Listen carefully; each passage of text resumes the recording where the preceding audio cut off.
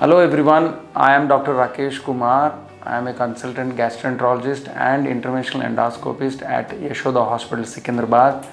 Today I want to discuss about a very unique and a highly advanced and minimal endoscopic procedure that is changing the way how we treat early gastric cancers. If you look at the recent changes in the trend in the GI malignancies, of late there has been a significant increase in the number of GI cancers that we are seeing in both stomach, colon and small intestine.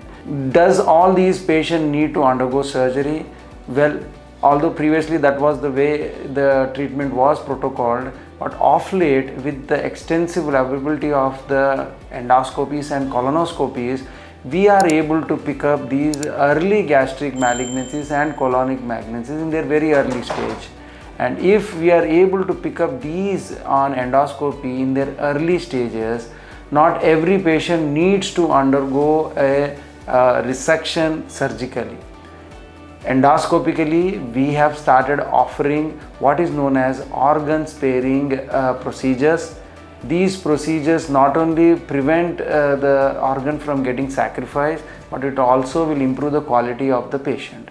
Now the procedures that I am talking about are called as EMR and ESD. So EMR means endoscopically mucosal resection and ESD means endoscopically submucosal dissection.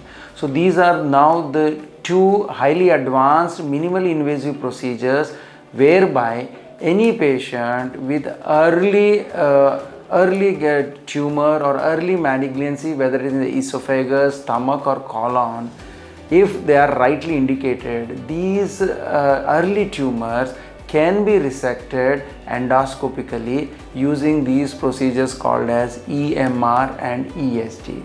These procedures in the last 5 to 10 years have significantly changed the way we treat these early malignancies. So anybody who is found to have an early GI malignancy surgically can be avoided, and endoscopically these tumors can be resected.